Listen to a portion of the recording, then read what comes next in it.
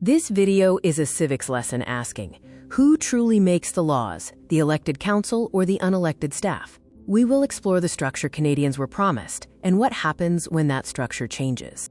The promised civic system is simple, direct, and accountable. People elect the council debates and votes, laws are passed, and staff carry them out. This is the contract between the people and government.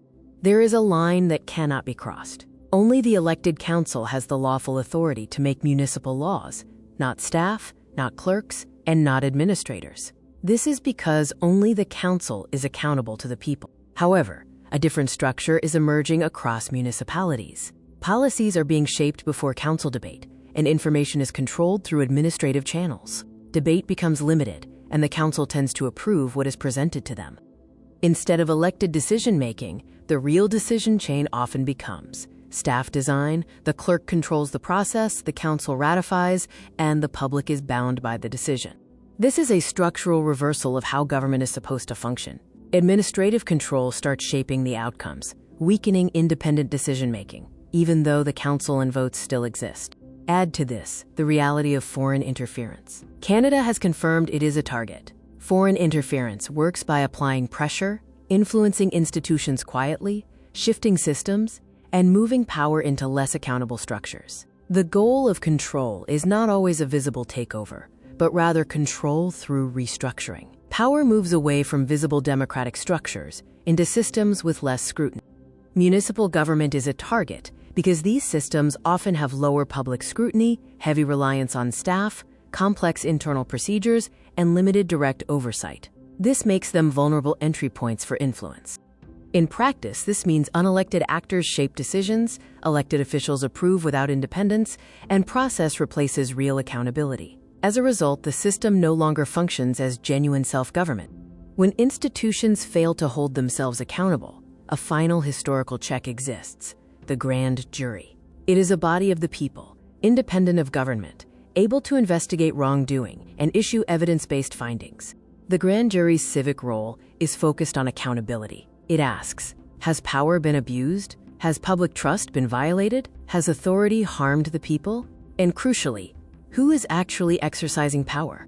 A grand jury becomes necessary if decision-making shifts from elected bodies, administrative systems control outcomes, public oversight weakens, and external pressure on institutions exists. In these scenarios, normal accountability mechanisms may not be enough. The core issue is not a single clerk, council, or bylaw. It is whether the system itself is being restructured so that power is harder to trace, accountability is harder to enforce, and control is easier to maintain.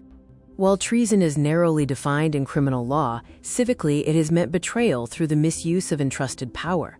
If officials weaken accountable structures or governance integrity, people will use that word. Every citizen should apply this simple civics test to decisions. Ask one question: who made this decision?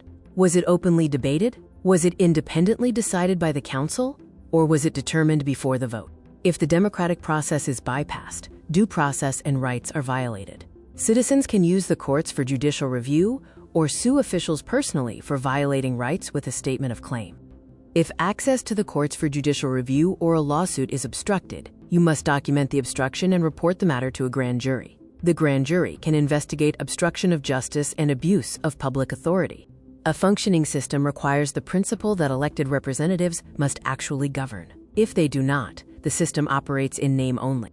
When foreign pressure exists and systems shift power from the people, administrative control replaces elected authority. At this point, the risk is no longer theoretical. At that point, the people must step forward. They must examine, question, and hold power accountable. The grand jury represents a core principle. Ultimate accountability does not disappear. It returns to the people. If unelected actors are effectively making the laws, the system has already broken. The responsibility to confront it belongs to the people. The end goal for the grand jury is to restore our lawful government based on common law, which rests on the supremacy of God.